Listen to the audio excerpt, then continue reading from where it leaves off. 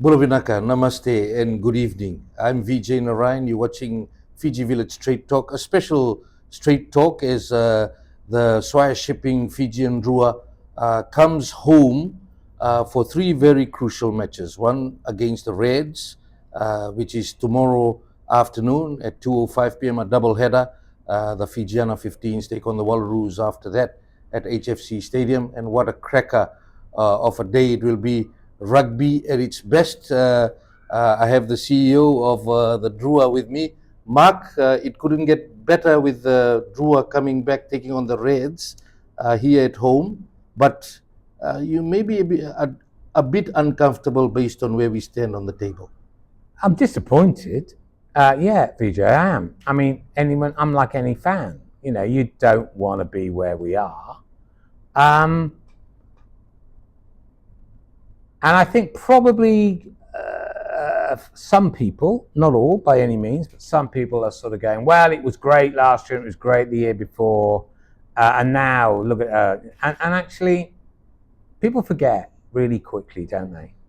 You know, the perception that the year 2 and year 3, because year 1 was, you know, very, very difficult over in Australia, but year 2 and year 3, and people forget we won a number of games in those 2 seasons right at the death. Kemo Valentini's, the famous kick to knock over the Crusaders, the drop goal, Christian Leofano missing a very straightforward kick beyond the final whistle. New South Wales Waratahs had us for all money, and somehow we scrambled it away and won it in Golden Point. You know, if those 4, or then there's another one which I forget, they go the other way, the whole narrative changes. And that's sport, isn't it? That's why we love it. It's so unpredictable and it's so exciting. So when you get a season like this season so far, and there are still 4 games to go, nearly a third of the year, when in all the close games, we don't close it. So the 2 games we've won reasonably comfortably. We beat the Chiefs reasonably comfortably. We beat the Waratahs, I thought, quite comfortably, although it was within 7 points. But I just didn't. I felt we were never really going to throw that away. And then you look at the other end of the scale and you go, there were a couple of games when we were really poor. But there were a couple of games we were poor in season 3, and there were a couple of games we were poor in season 2. We have not been yet, and we aren't yet, the most consistent team.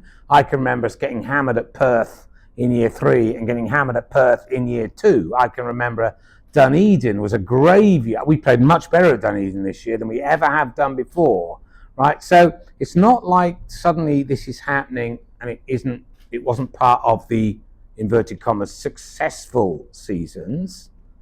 It happened then too. The difference is we won the tight ones, a number of the tight ones, and this year lost a tight one to the Brumbies, home and away, lost a tight one to the Waratahs, away, lost a really tight one at Napier, away. You know, we didn't get close to anybody away last season, right? The Brumbies at home. We just haven't quite closed out the games in the last 5 minutes, whereas last year we closed out 3 or 4 of them. That's the difference. That is the difference, and it's marginal. The other thing I'd say has happened, and maybe this is linked. I don't know. It's hard to prove. The competition's got stronger this year. Moana are a way improved side to what they were in 2 and 3. And 1. Mind you, they beat us in year 2, I know, in Melbourne in Super Round, but even so, you'd look at Moana's overall performances and go, oof. But this year, my word, they're a very competitive team, good side. Still felt we could have, if we defended better last weekend, I thought we nearly had them again at about, we got back to 12 points, we had a couple of chances to go to 5, who knows, you know, it wasn't, I wouldn't put it as one of the really close ones, but it's not like we were out of it for long periods. And all the Australian sides have improved because you've got another 25 quality players have been distributed around the 4 teams that are left. well, of course they go up in quality. So you're playing in a tougher competition. You're not quite closing out the tight ones. That's what happens. This is not like the Premiership football in England that a lot of us follow and a lot of Fijians follow, where there's only 4 or 5 teams that can win it really, and there's another group that are going to be scrambling around mid-table, and then there's all the new ones there. Then they're all going to be at the bottom, trying not to get relegated. Super Rugby's not like that. Super Rugby's going, right, well, there's how many teams could win it before the start of the year? How many people honestly thought they could win it? Well, the Blues thought they could win it. They won it last year. Look at them. Canes thought it's there. They'd had a great year last year. They could go one more. Surely the Chiefs have got to win it at some stage. Brumbies, most consistent team for a long, long time, semi-finalists every year. They've got to think they can win it. And the Reds had a much improved year under Les Kiss last year, and then had about 7 or 8 new players of quality. Of course they were going to be contenders, etc., etc., etc. I think I said before the season started, you look it up, I'm pretty sure I said this, when people always ask you for prediction, I said we could come anywhere between 3rd and 11th. Right? Unfortunately, I was right. It's a second prediction that came out. No, it's the same prediction. It was the same prediction, and we're not 11th yet. But my point is this: you can get way, way, way too carried away when you win and when you lose. You can. Winning hides everything. Losing magnifies it, and you're never as good as you think you are. And it's never as bad as it may feel. I think, as I said to you earlier, we've played pretty well in most of the games. Just haven't won enough of them. There's only really, I'd say, 2 games, as I said, that I was really, and even the Crusaders, we had 15 minutes of brilliance, but that isn't enough. So I thought the Crusaders and the Force were really not acceptable. Other than that, I'm not saying they were all great, but some of them were. And some of the ones we lost, we played really, really well. I'm very pleased with it. And that's all you can ask. And in another year, it goes another way. And that's just sport. Well, close games, no doubt. This season has seen a lot of close games for the Drua. A lot of close games in the whole competition, actually. If you look across the whole competition. And we've been on the losing end, and unfortunately. Is there something to do with the mindset of the players as well? Do we need to build something stronger so that as far as decision making is concerned, when do you kick? When do you run the ball? Well, what do you do in the last 10 minutes question. or so? We're pretty much the same group of players that closed the close ones last year. So we've either changed, I don't think we have, or you could still say, and I think I would say this, and it's an interesting question, I think I would say this. I would say that if you look at our age profile, still, even 4 years in, we are still a remarkably young team, by which I mean not necessarily age, numbers of games played at this level. We're still a very young team. You look at the impact that RD Surveyors made at Moana, who are the most comparable to us. Right, new to the competition, recruited largely from players who'd never played Super Rugby before, or they did recruit quite a few from other New Zealand franchises who had played, and were less restricted in who they can recruit. Nevertheless, the impact of RD Surveyor has been significant. That's about experience, it's about leadership, and he's not a magician. He's not done it on his own. There's been other things that have happened to that franchise that have led to a significant improvement. But I think it's fair to say that our age profile is a little bit of a concern.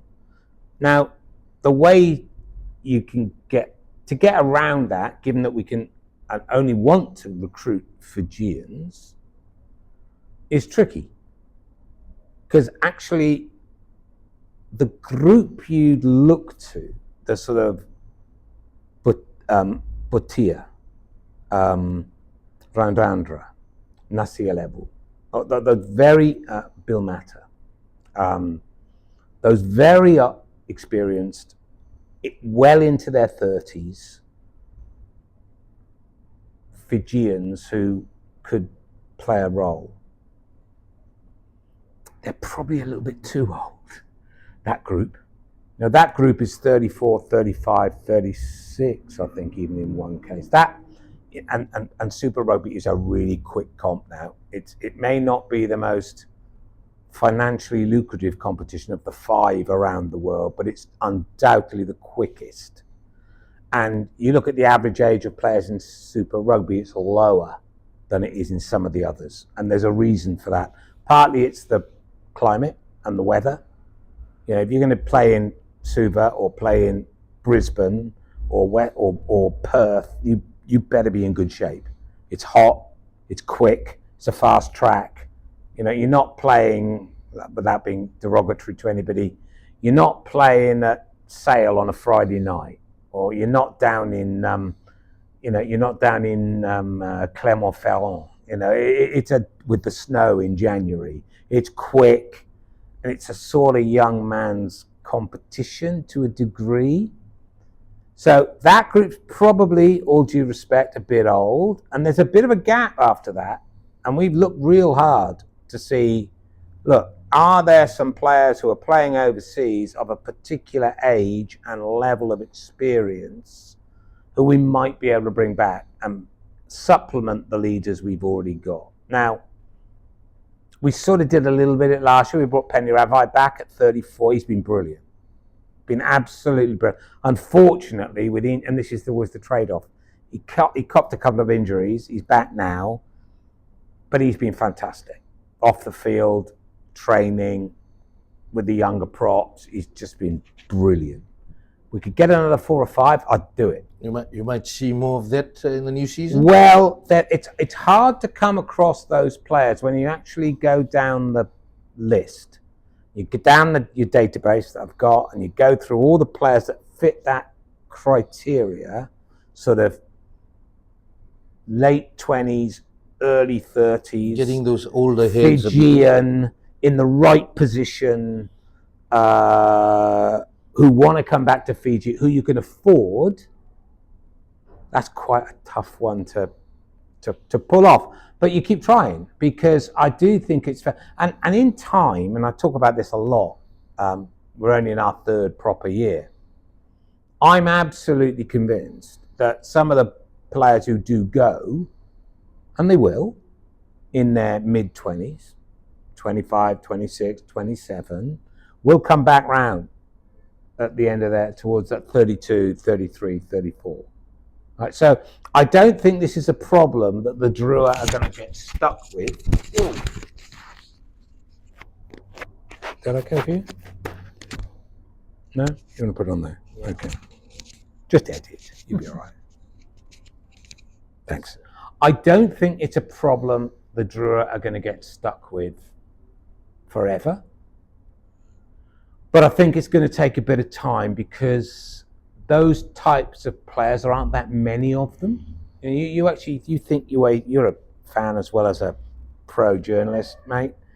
You think through that flying Fijian rosters of recent vintages, and how many could you genuinely put on a list and say they've got to get in the team, so they've got to be better as a player than who we've already got in that position, and they've got to be a certain age, and they've got to have a certain experience, and they've got to want to come. I tell you, welcome to my world.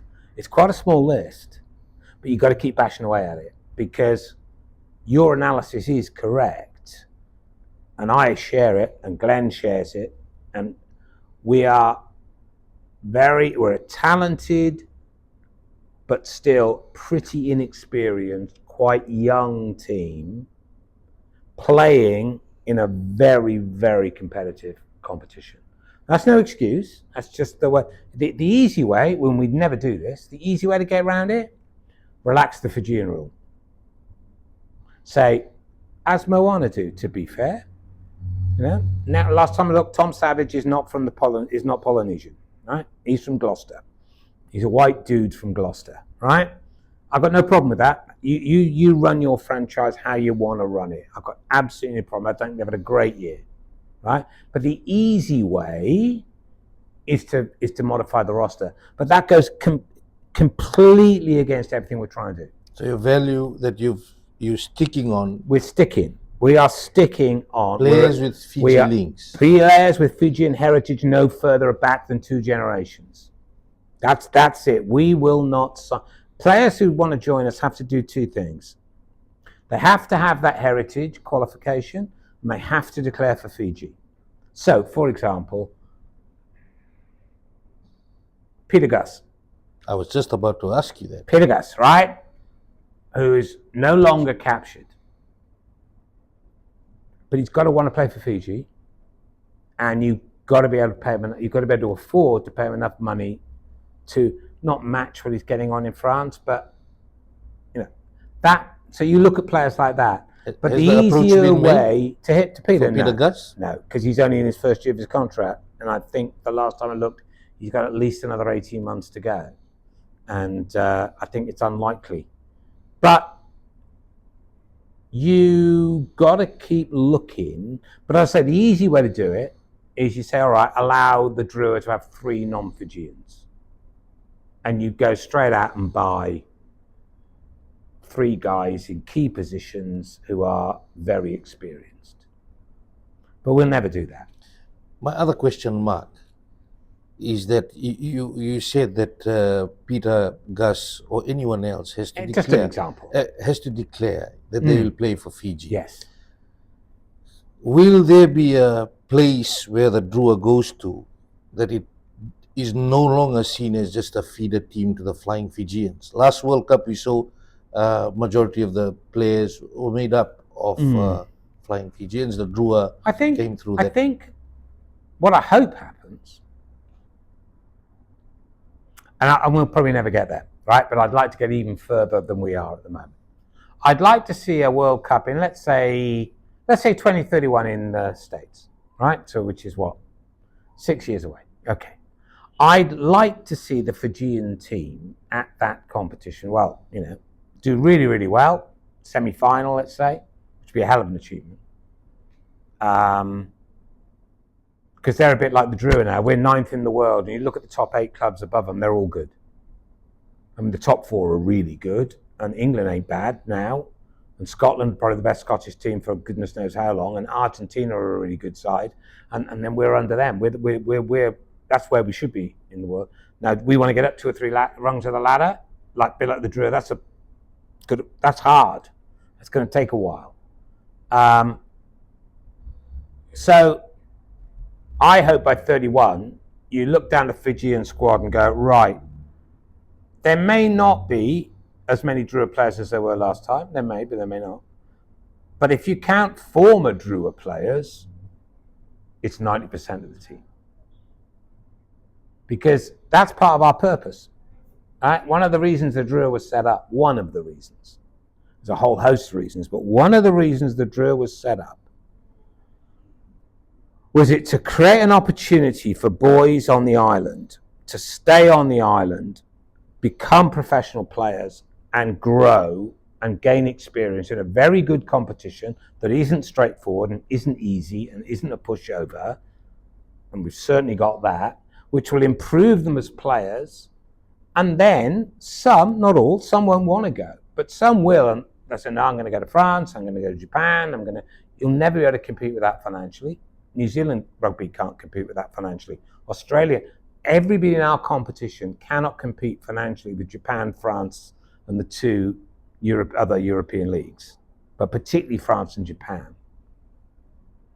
But I can see a time where a Flying Fijians squad of 33, 34 is made up of 30 players who either are at the Drua or used to be at the Drua. And some of whom will be on their way back to the Drua, as we talked about earlier, as they get 32, 33, with 34. The maturity that you with need. All the stuff they learned with us, all the stuff they learned overseas, and then back, providing what you're quite right, and we all agree, is a gap for us at the moment. but won't be forever. The other question, and a lot of fans are saying many things. They say course. we That have is had their prerogative. we've had a hopeless season and we're at the bottom of the table. You have called out to people that we got to keep the faith, continue to support the team. I'm a Tottenham fan. We haven't won a title since I was 2. I mean, if I was sort of bloke who, lost the faith after one poor season, I'd have given up years and years and years ago. You can't. You got to keep I totally get the disappointment. I totally get the frustration. I totally get the angry. But you don't give up on your team. You're like me, aren't you?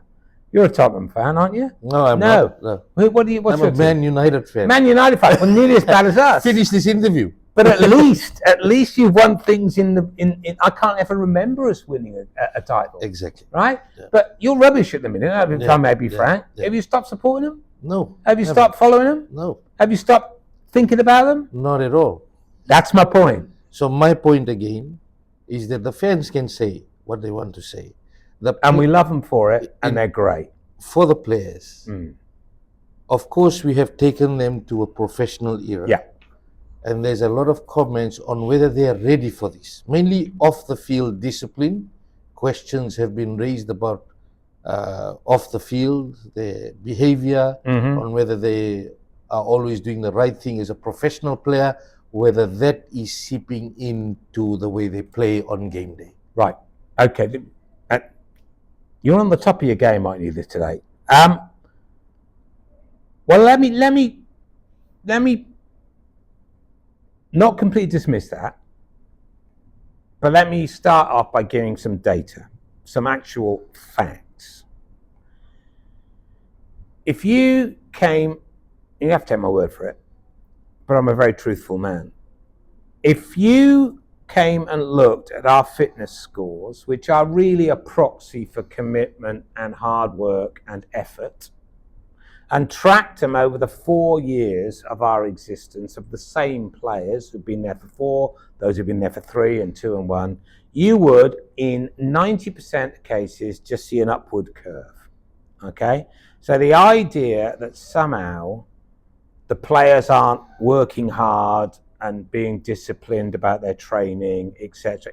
I'm sorry, if that were generally the case, and I'm not talking about the odd exception, every club in the world has the odd player who falls by the wayside and loses their direction. It's usually to do with something personal. It's usually to do with something happening in the family or in their broader life. Okay? And we all have to deal with that. At all the clubs I've ever been to, it always happens. But if it was happening across the board, we'd pick it up in the test results because their fitness scores would either go like that or go like that, and they're not. Whenever a team is going through a bad patch in any sport, and I've had it before in various times, you will always get rumours and always get stories, 1 or 2 of which might be true about an individual player, about stuff off the field. It's just, people are looking for an answer. They're looking for a single answer, which it hardly ever is. It's usually a whole load of different things happening at the same time. And the nice, easy, well, the 2 is that the coach has lost the dressing room. I don't see how you do that. It's just under the stand. Everybody knows where it is, right? I don't get that, okay? Has lost the confidence of the players. That certainly hasn't happened. There's absolutely no way that has happened. Or the players are partying, or they're not taking it seriously and they're not trying. And seriously, pro sport doesn't work like that. If it did, you pick them up as a group, right? The odd player for a while, yeah, it happens all the time. But that ain't what this is about. This is about I fully accept that somebody say, well, actually, maybe that team's a bit young and could do with a couple of older hands. I think I'd certainly say that's worthy of consideration. That's a possible one of many factors. But this idea that somehow the whole squad's just, partying full stop, non-stop, and not taking it seriously, and not training hard, and it's just nonsense. You won't entertain it anyway. I once inherited. I'll tell you. It's a long time ago. I once inherited a team that had and actually you're a Manchester United fan. Alex Ferguson had exactly the same thing. I'm not comparing him with myself with the great man, right? But he inherited that team, I think it was in '93. And they had a serious drinking culture. See, you know the players I'm talking about, right? A serious drinking culture. All of Manchester knew it, right? And they were underperforming. And he got them out quickly. I inherited a team way back in the day, and exactly the same thing. You could just tell. Serious drinking culture, poor training habits, not dedicated, and you had to clean house. It's night and day from where we are at the Drua. Mark, the other issue is about when a team loses, and if you're saying, based on what you say, the team is giving it its all. No, I wouldn't say it's giving it all. You can always give more. You can always give. You can always improve. You can always be better. But to sort of that's what you're striving to do all the time. Are there areas we can improve on? Yes, there are. Are some of them behavioural? Yes, for individuals. But I'm talking about the group. That's why I'm asking you the question. If the players are not emptying out their tanks in the game, and that is the reason why we're having those close losses, how much analysis is going into it? We see the team is changing week in, week out. Yeah. Is there some of that happening as well? Changing the team, quite a few changes are enforced, and we don't always announce all the injuries, to be honest, because we don't like doing that very much. Mainly because we think it gives a competitive advantage, because if you call a player out injured one week and he's back in the next week, actually you think, oh, what was wrong with him? And it can get a bit it can put you at a little bit of risk. So some of the what looks like rotation is often actually they've got a knock, or they've got a short-term injury, and we're just going to not play them this week and then bring them back in a week or two or something. So it's not always just selectoral. Sometimes it's injury driven. But I think Glenn's probably would say himself, and I mustn't speak for him because selection is entirely down to the coach. I think he feels, rightly or wrongly, that in quite a number of positions there's not an awful lot between. Now the argument, some of the candidates. Now the argument against that is that you play the same team every week and you get more cohesion and all the rest of it. The argument on the other side is you keep people on their toes and people fight hard to get more game time. And I think there's merit in both, to be quite frank. I think that there's a lot of little bits that are just partly some you can't control, that we've referred to one or two of those, and some, to be fair, that you probably could. And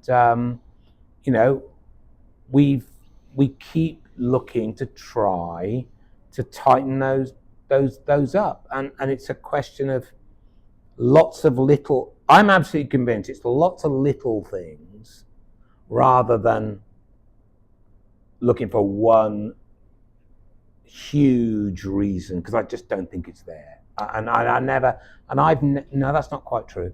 And I've rarely found, in my experience, when teams go on a bad trot, it's very rarely one thing. It's a lot of, if the whole thing's 100%, it's probably 6 or 7 things all chipping in 10, 15% that comes to the result. So you've got to try and work out what they are. You've got to try and fix them. And some of them you can't control. And we talked about that earlier too. Sometimes you play pretty well and you play quite consistently. Not every single week. We've never been a team that's been absolutely on it every single week. We haven't got there yet. But I don't think we're any less consistent than we were last year or the year before. It's just the results aren't quite as good. And it sometimes, I'm not shrugging it off and saying, oh, it's just one of those things, because I hate it. But if you're saying, well, is there something fundamentally broken about the no, never, not in a million years. Physical fitness, you highlighted that across the board you don't seem to have an issue. No. What about mental fitness? Well, we're sort of coming on this again, aren't we? And that's much more difficult to assess.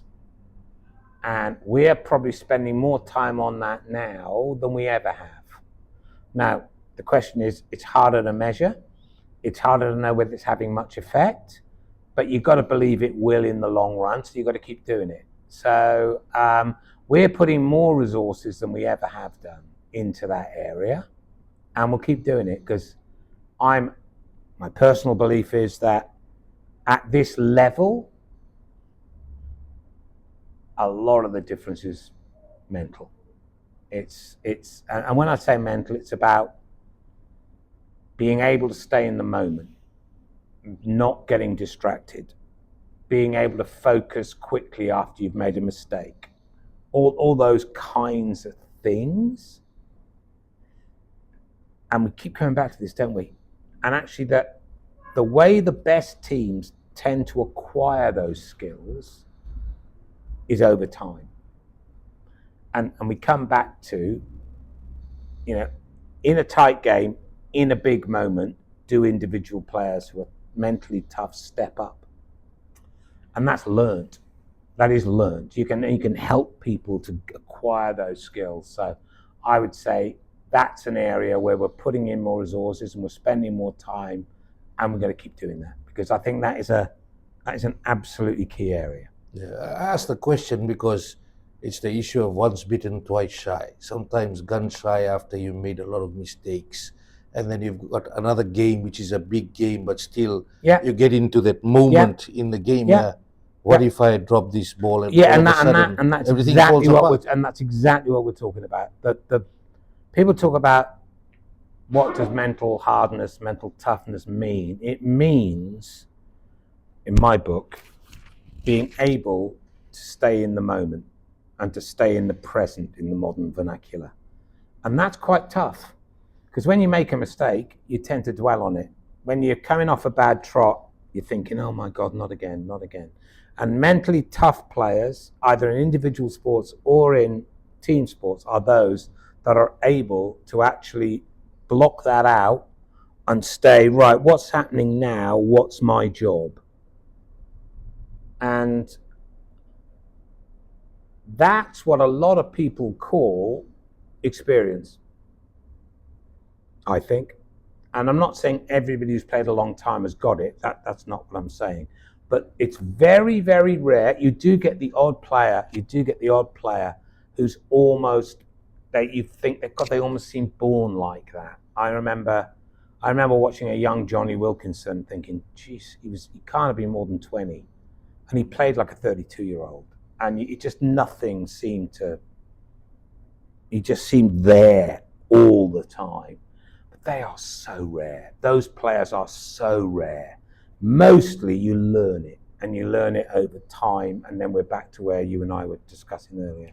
Mark, the Reds tomorrow afternoon, no doubt in the background, a stern message would have gone out that we need to step it up, mainly in front of our home fans, and we have got 3 home games back to back. The message is a bit like I said to the fans earlier in the week. It's about performance, and we got to concentrate, we got to focus, we got to stay in the moment, we got to perform, we got to put in a lot of effort, and if we win, doing that makes it more likely we'll win. Doesn't guarantee it, and that's what we're going to keep doing. It's a process thing. It really is. It's about, you don't win games by wishing you'll win, right? You win games by as many of the team, if not all of the team as possible, staying in the moment and concentrating on their job. That's what we've got to do. You've got the first night game coming up in Suva as well next week. The only night game of this year. We had a great night last year, apart from the result with the Canes. I love night games. I think they're great. I'm really looking forward to that one. That's the Blues here at home. Blues here, HFC Stadium in Suva. That other terrible team who were champions who were running ninth. Yeah, that one. And then you've got another one in Lautoka. And then Lautoka, we got the fourth, and obviously we're very proud of our record in Lautoka, but the force gave us a hide-in over in Perth, so time to turn the tables. As CEO of the Swire Shipping Fiji and Drua, the kick-off tomorrow, of course, there's some people still saying, oh, should I not? In terms of going to the game, you had a stern message earlier this week of keeping the faith. Keeping the faith. What's your message to the fans out there? It's the same. Come to the game. You know it's a great event. You know it's a great occasion. We have not lost faith in ourselves. And it's really important, like I said earlier in the week, that you stay with us and that people have confidence and recognize that actually, I said earlier, we're going to have great years. We're going to have good years. We're going to have poor years. We're going to have okay years. That's what a sports team does. It's unavoidable. Even the greatest of teams, I used Penrith again this year, right? Or your mob, who looked like they were unbeatable through the 90s, are now a shadow. You've got to hang with your team. You've got to hang with your team because they're your team and you're our fans. There you go. Keep the faith with the Drua. Take out your special Drua merchandise and make sure you're out at the game with the Drua flag, cheering on the Drua. 3 interesting games coming up here in Fiji. And we'd like to thank Mark for speaking to us on this special Fiji Village Straight Talk and all the way Drua. Thank you very much, my friend. Thank you. Cheers. Take care. Sorry that went on way too long.